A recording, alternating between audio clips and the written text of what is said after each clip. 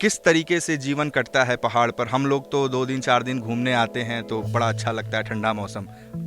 एक पहाड़ी का जीवन कैसे कटता है? बाकी टाइम में सर ठीक निकल जाता है, लेकिन बरसात के टाइम में बहुत दिक्कत आती है। बरसात में रोड ब्लॉक हो जाते हैं,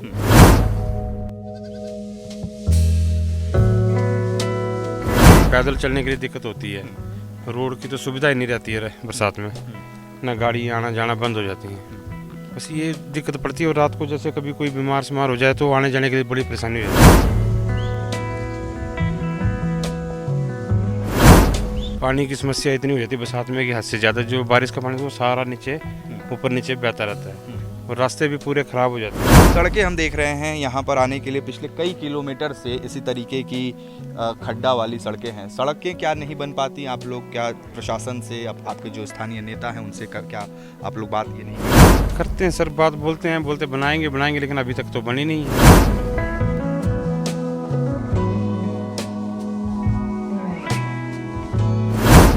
कांगड़ा डिस्ट्रिक्ट के बैजनाथ तहसील के मंढेर गांव में इस वक्त हमारी मौजूदगी है।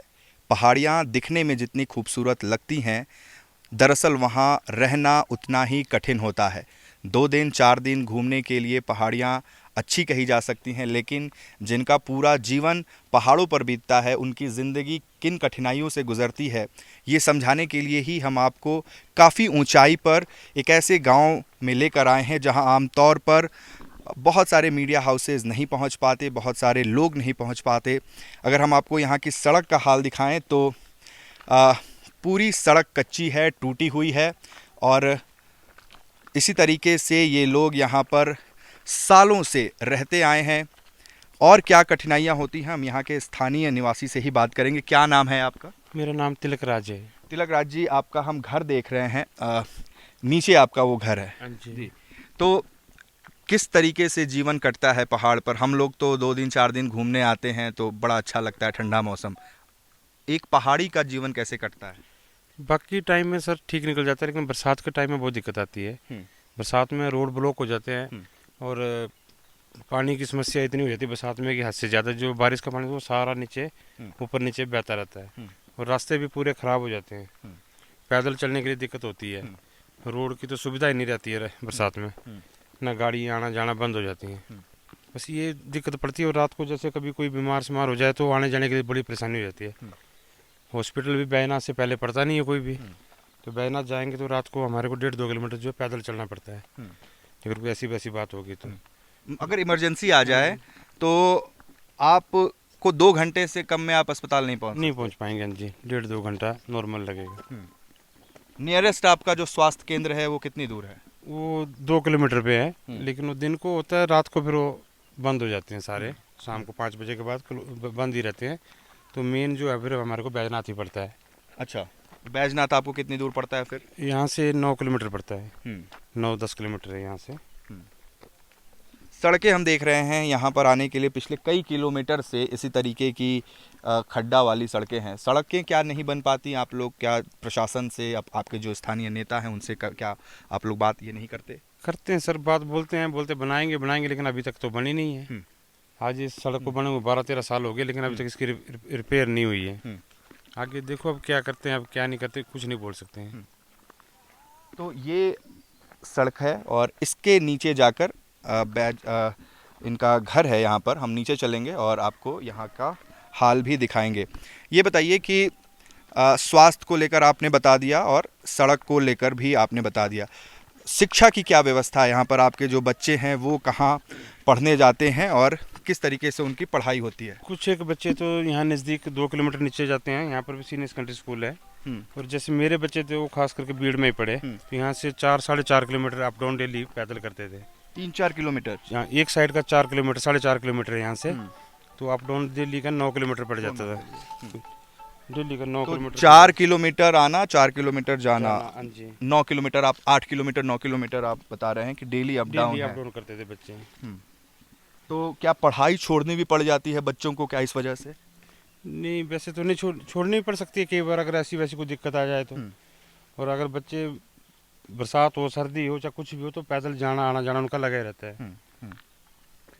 अच्छा, जो काम को लेकर तमाम राजनीतिक दलों की तरफ से वादे किए जा रहे हैं, चुनाव का मौसम है, कांग्रेस अपने वादे कर रही है, बीजेपी अपने वादे कर रही है। आपको किनके वादों पर एतबार है, किनके वादों पर विश्वास है? एक हिसाब से देखा जाए रोड के हालात देख के तो लग रहा है कि किसी के ऊपर भरोसा नहीं है, रोड के हालात देखने से तो। और आगे देखो, अब जो 5 साल बीजेपी रही तब ये रोड नहीं रिपेयर हुआ, ना ये बना। अब कांग्रेस, अब पता नहीं कौन आएगी सरकार, कौन नहीं आएगी, ये भरोसा अभी तक तो कुछ भी नहीं बोल सकते हैं। जो भी आएगा उनसे उम्मीद लगा रखी है कि चलो रोड रिपेयर हो जाए, ठीक हो जाए। आगे ये सड़क कब से खराब है? ये 2006 में बनी थी, तब से आज दिन तक ऐसी ही है। मतलब पिछले 16 साल से ये सड़क ऐसी ही है? ऐसी ही है जी। अभी इस साल में थोड़े से डंगे डुंगे लगे थे, 1-2 डंगे लगे, बस यही है। बाकी वैसे का वैसा ही है, सारा सर्कल वैसा ही था। कोई इसमें कोई काम नहीं हुआ, कोई कुछ नहीं हुआ। दूसरी जो सुविधाएं हैं स्वास्थ्य के अलावा या शिक्षा के अलावा, जो दूसरे सरकारी सुविधाएं हैं, चाहे वो राशन को लेकर हो या दूसरी किसी भी तरीके की किसानों को मदद को लेकर है, क्या ये सुविधाएं आप तक आती हैं? इसमें से राशन की तो आ जाती है डिपो से, बाकी और सुविधाएं यहाँ पर नहीं है जी। कोई मतलब हमने ऐसा कोई बेनिफिट नहीं मिला, हमने ना लिया जो कि हम बोल सकें हमने गवर्नमेंट की तरफ से हमारे को कोई ऐड मिली हो। सिर्फ इसका है कि डिपो से राशन मिल जाता है। जैसे हमारा मकान सेंक्शन हुआ था गवर्नमेंट के थ्रू पंचायत से, वो अभी 2.5-3 पिछली पंचायत में सेंक्शन हुआ था, आज दिन तक उसका कोई यही नहीं है, कोई पता नहीं है। अभी सेंक्शन होने के बाद भी अभी तक वो मकान नहीं मिला।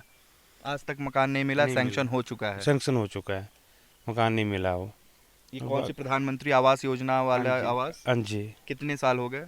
तो पिछली पंचायत जो 5 साल राज करी उस टाइम से सेंक्शन हुआ था वो उनके, फिर उसके बाद दोबारा इलेक्शन हुआ, दूसरी पंचायत को भी 2 साल होने वाले हैं, दूसरा साल लग पड़ा है, लेकिन वो 7 साल से आपको ये आवास नहीं मिल पाया? नहीं मिल पाया है। और दूसरा ये जैसे ये रास्ता है हमारा, ये जैसे अभी हम ऊपर को चल रहे हैं, अभी नीचे जाएंगे हम, अगर कोई आदमी डेथ हो जाती है, कुछ हो जाती है, कोई डेथ हो गई, तो हमारा रास्ता जो है नीचे से ही जाता है शमशान घाट के लिए। लेकिन ये रास्ता चलने के लायक है ही नहीं, चलने लायक ही नहीं। इसमें ना कोई आदमी तो जानवर तो छोड़ो, आदमी भी नहीं जा सकता है इस रास्ते में, क्योंकि इतना मतलब खड्डे पड़े हुए, नाली में पूरा गिरा हुआ है रास्ता। तो इस तरफ भी किसी पंचायत का या किसी मतलब इनका कोई ये नहीं है। 2-3 बार बोला भी रास्ते के लिए, बोला भी पंचायत में, दी भी एप्लीकेशन, लेकिन नहीं सुनाई हुई है। तो ग्रामीण इलाकों में रहने वाले लोगों की सुनवाई नहीं हो रही है। पहाड़ पर जीवन वैसे ही कठिनाई में बीतता है, और उस पर भी जब सरकार की बेरुखी और उदासीनता ग्रामीणों के पास आती है तो उनकी कठिनाई दोगुनी हो जाती है।